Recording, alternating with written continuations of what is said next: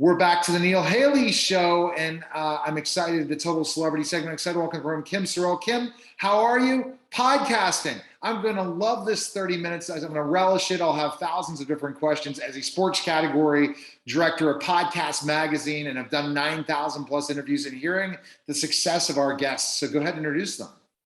I'm very excited to introduce our guests. I'm very curious how they got together, quite frankly. But Fritz Coleman, the weatherman for so many years, and not a weatherman like in my area, Fritz, not one just doing the weather, but you're a funny guy and got your start in the Navy and have such a history and so many great things about you. Fritz, it's so great to have you. Louise Palanker, Wheezy, man, you have done so many different things, including writing songs. I love your one song, Be Love. Oh my word. I love that. Anyway, you've done so much with radio. You've done things with movies and with so many different things. And now the two of you are joining forces, doing this incredible, very, very entertaining and educational at the same time podcast, Media Path, which is also an interesting name. Anyway, so lovely to introduce you. So great to be with you two. So great to be here. Thank you. Nice to be with you, Kim. Thank you so much. Wow, I can't wait to hear the story about how they got together in podcasting. So go ahead, Kim, with your first question. Please let us know how the two of you joined forces. Well, it was an extension of our friendship. We've been friends for almost 40 years. Wheezy's a great success story in the world of radio. She started Premier Radio Networks, which was absorbed by Clear Channel, and that's a whole story that she'll tell you about. But we've had a friendship for many years. She produced two of my one-person shows, and we've always been on the same page with culture, with books and movies and whatever is the current consciousness of the day. And this podcast really is just an extension of our friendship. When I retired from NBC, I retired 2 weeks prior to my 40th anniversary. I had a contract, so I was unable to do outside work like podcasts. She invited me to join her on this one, and it's just been a blast. It's been the best part of my life. We're having so much fun. And Louise, the process of thinking to put together Fritz, who's been, in TV, and say, I'm going to put him into the radio TV podcasting world. That was interesting, right? Louise, in the process of putting you guys together for this show. Right. Well, as I look back over the trajectory of all of my various projects that you so kindly mentioned, Fritz really played a part in all of them. I made a documentary about the Cowsills, and Fritz was at all the events with the Cowsills. He was at all the premieres. He would do the Q&As. He would introduce concerts that the Cowsills were putting on. And, and I wrote a book, and I do music, and this podcast is the natural fit would be Fritz, because from the moment you could podcast, I was that person podcasting, like, how do you do it? What is it? And let's make one. As soon as you could edit your own movie on your own computer, I was the one saying, let's figure out how to get Final Cut, on our Mac. And, and Fritz, I had to wait for him to retire. So I had to do like 4 podcasts waiting for this guy to retire. And then, finally he did. And he's available to have opinions beyond weather systems. And we're having a lot of fun with it. That's fantastic. So he's doing okay for you then, huh? I mean, you've had a lot of experience before Fritz. So he came in green to the podcast world with you, and you had all this experience, but he's doing all right. He's okay. I mean, the guy shows up, he's prepared, he's done his research. We like to both read the book. If we're interviewing someone who's written a book, we kind of power through the books, and he's very, very consistent, very dependable. And we're such good friends that we understand each other's rhythms. And I had great podcasts before Fritz, and I always really enjoyed doing it. But he was my dream co-host. So, all right, so let's talk about some of the podcasts you've done, Louise, in your career. How long have you been podcasting for? I mean, I'm not good with math, and you're asking me to count. So I would say since someone said to me, I said to one of my partners at Premier Radio, I said, because I've been working in the trenches, creating programming for syndication radio stations. And I said to my partner, Craig Kitchen, I said, what's the likelihood that I would ever be given my own show? And he said very cheerfully, 0. And then he said, I have 2 words for you, podcast, because he didn't know that they were one word. Okay. That's how early we were in that process. You know how it was at the time when iTunes first started with the first podcast? Is that when you started? Because I started 3 years after that. It'll be 13 years that I'm in the business of radio and television and podcasting.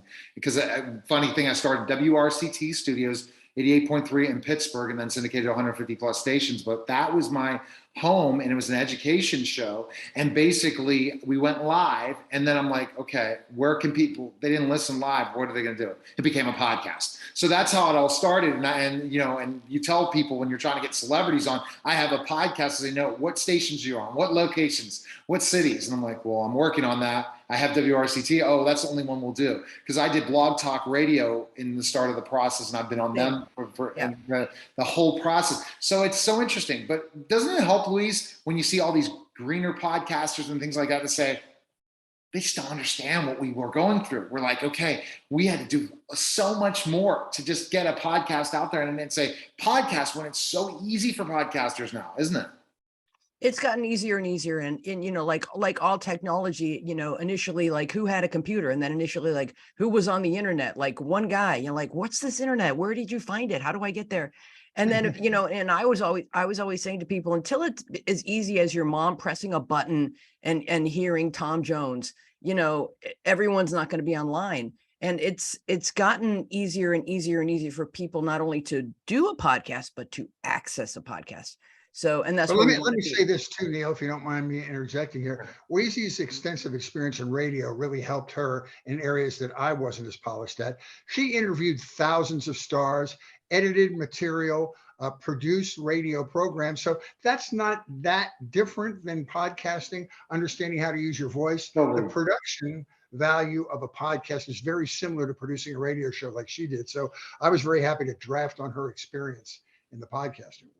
You definitely did the right thing, Fritz. I'm going to go back to Kim, and I have more questions. Just to tell you the way I was first podcasting, if we wouldn't count WRCT with the great sound equipment and stuff like that, I was at Blog Talk Radio the days before someone had hooked me up a professional mic, and I was just using my phone. I was smart. I said, you know what? I'm going to get experience in this. I will interview any person, anywhere, any place, anytime. And that really has helped me. Like when I interviewed the late Alan Thicke, it was literally in my car on Blog Talk Radio, and I did it. And then I syndicated it afterwards, but I did it because I would do an interview anytime, because if you're busy with work or different things, forget it.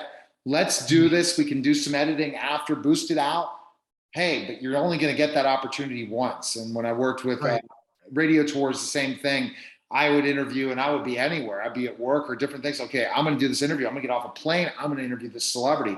That really helped me. Now those days are done. It's studio wise. It's great. And that's where podcasting's gone. Go ahead, Kim, with your question for either Louise or Fritz. Yeah, well, Fritz, you've had radio experience. You kind of started out that way, right? In the Navy. Thank you for your service, by the way.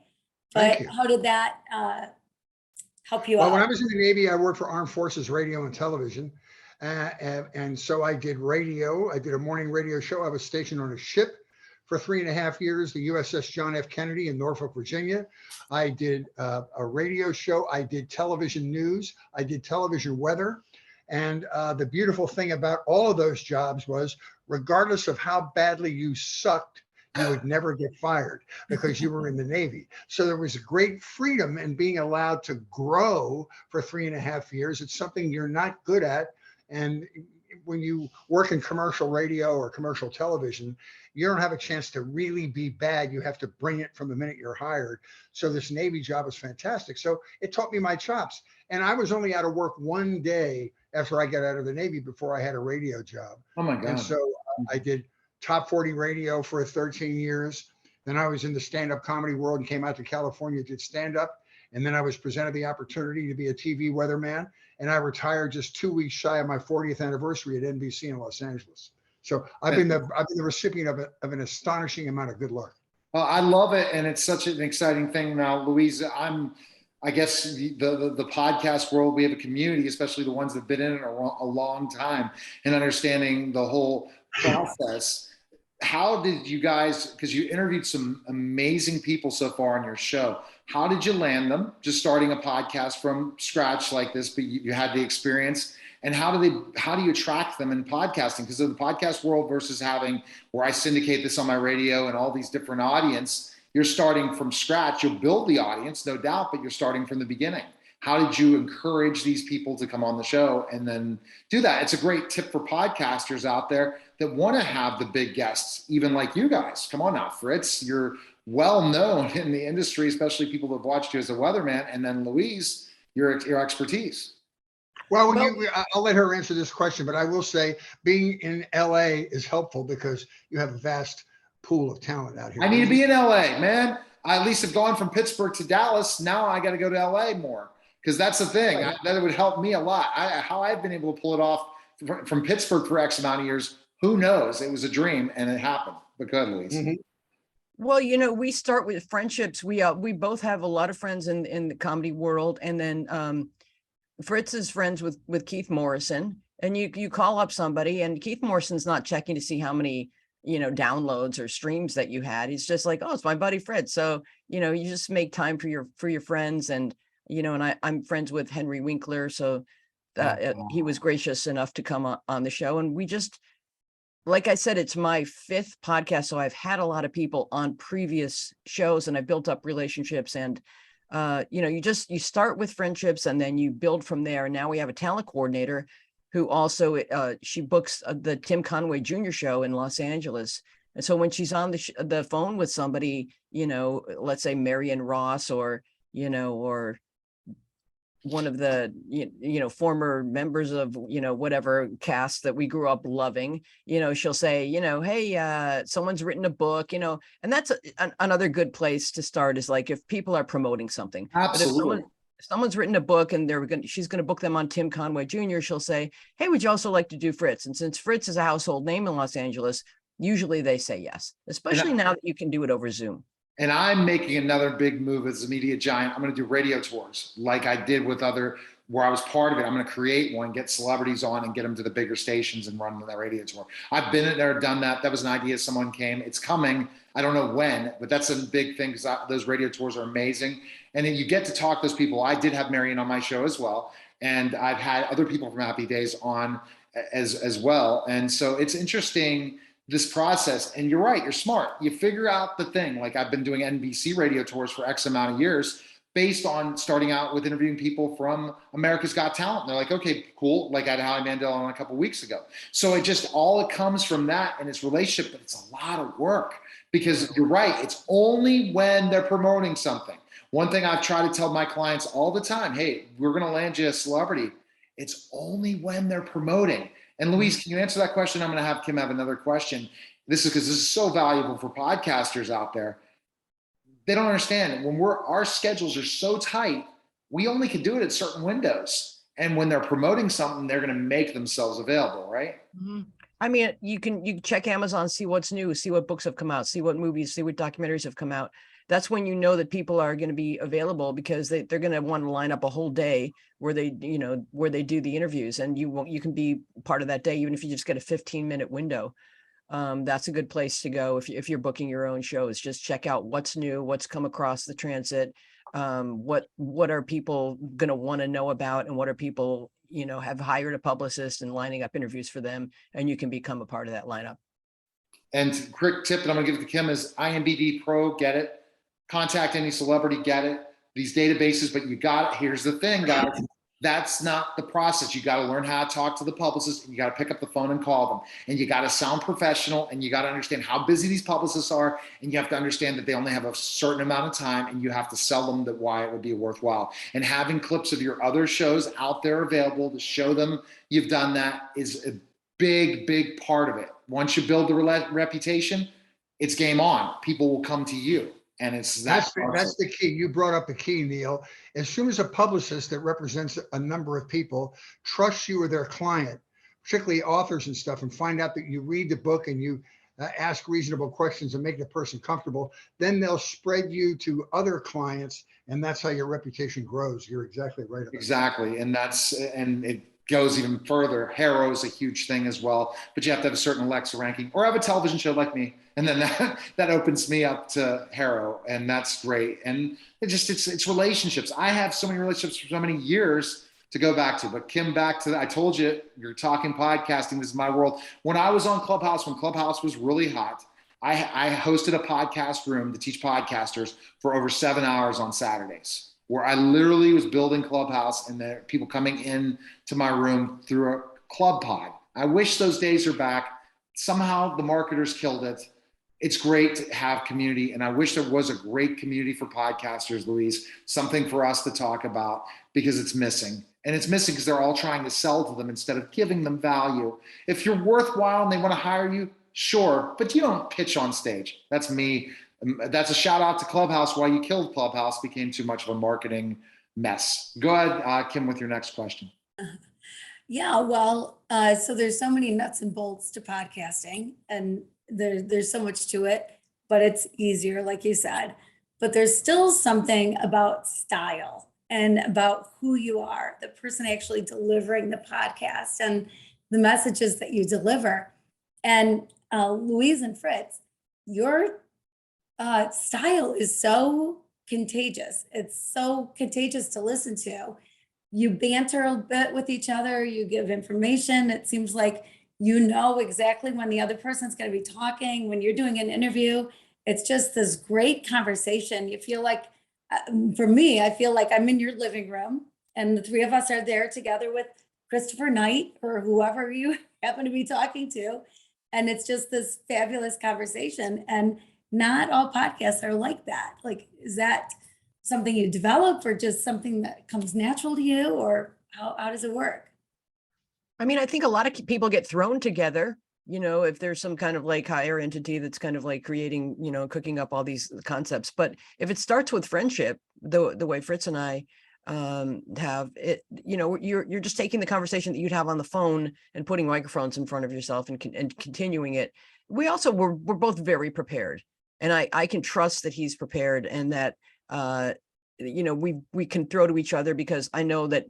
And we signal, we're in the studio together, and then sometimes we'll have the guest in the studio, but sometimes we'll have the guest over Zoom. But Fritz and I are sitting, next to each other. And so we can signal to each other if the person, would like to, ask a follow-up question. And it's just an easy kind of friendship. I know you've got friends where you say, this should be recorded, and so hopefully we're two of those friends where you're happy that it was recorded. Okay, go. Want to add to that, Fritz? Yeah, I what I like about it is it's just, as I said before, an extension of our friendship. We're interested in the same things. And when we're together in the studio, she has a beautifully fleshed out podcasting studio in her home. There's a real intimacy to it. And I love that. Our best shows are when we can have a guest in the studio with us, because then you're making eye contact. You can see their nonverbal cues. It's a quieter discussion. There's no imaginary wall between us all. And we just love that. Those are the magical times. And now that COVID, we think, is winding down, we're going to have more people in there, and that would be our favorite thing. The TV studio I missed. Shout out to Bethel Park, who plays us in Pittsburgh area, where I would go to the TV studio and I had them all in the TV studio with me.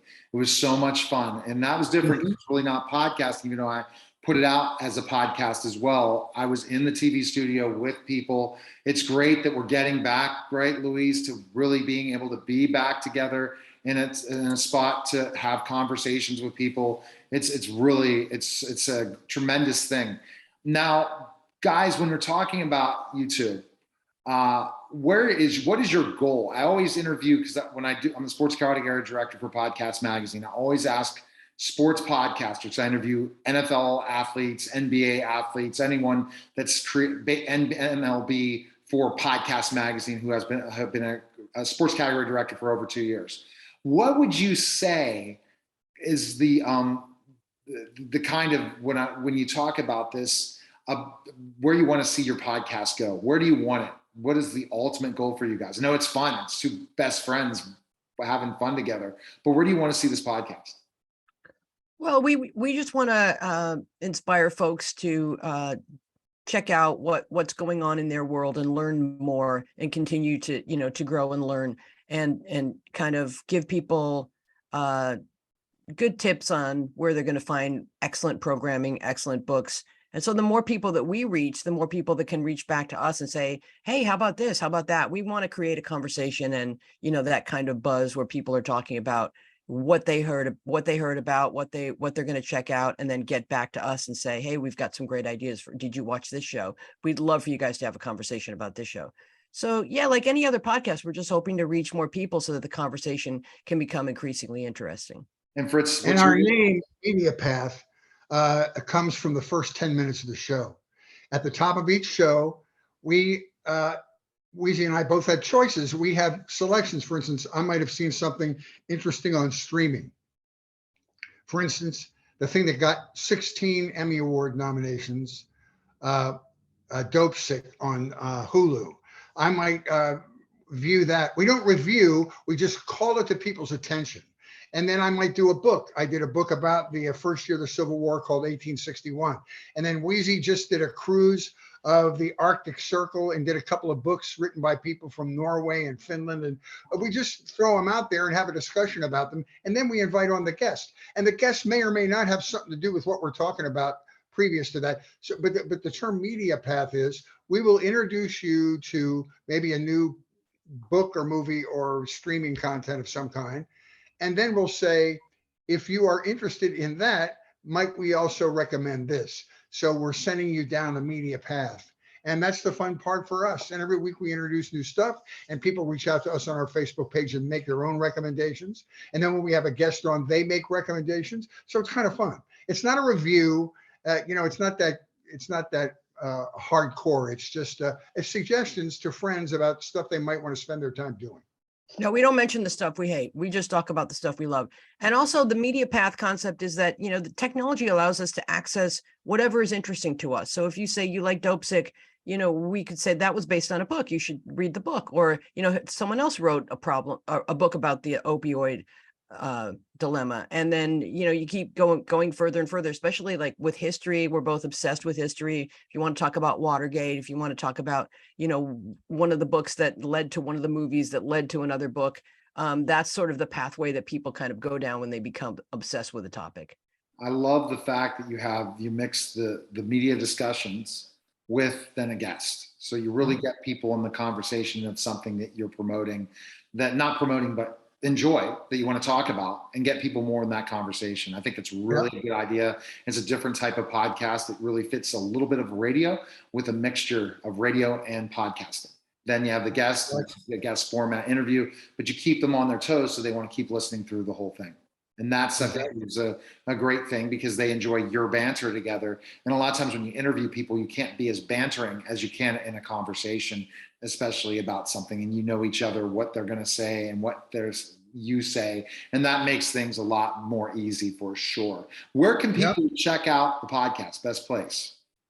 Wherever you get your podcasts, it just type Media Path podcasts into your search field with whatever you're listening on, whatever platform. We're on Spotify, we're on Apple Podcasts, we're on YouTube. I do a video version of it. I'm a filmmaker, so we make an hour little show for you that is complemented by all kinds of visuals that we're discussing on the show.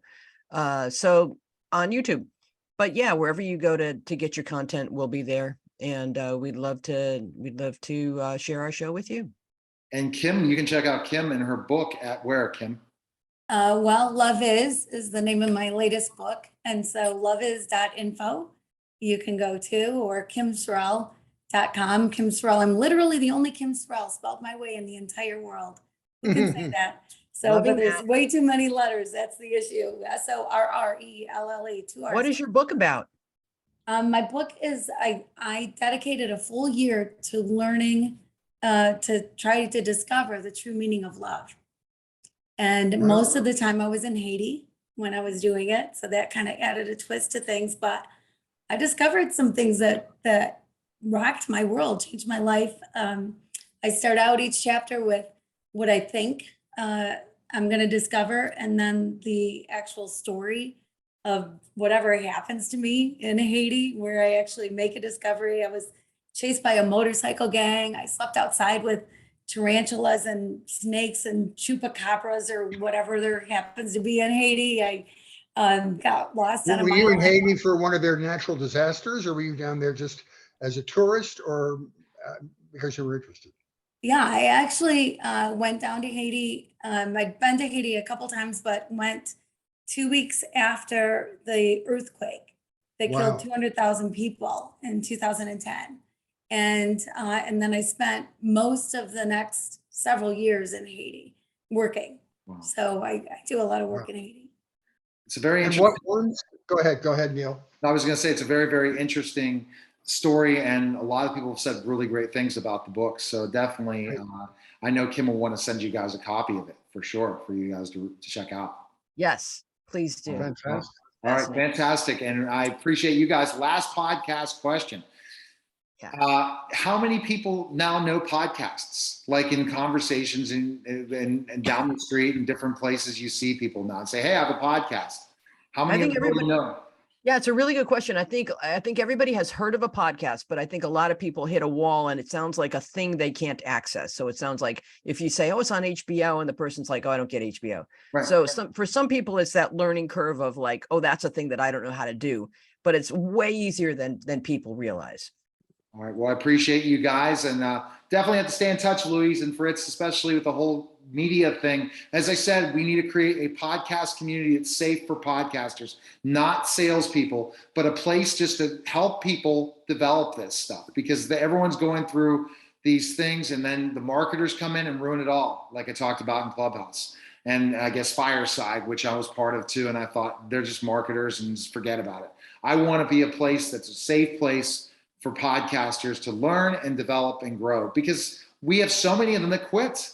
Louise, do you know the percentage of the real active podcasts is maybe 2 million in the whole world, and yet active podcasters maybe 700,000 in the whole world compared to YouTubers? It's ridiculous. And we need to have a place that's a place to not sell them, but to teach them.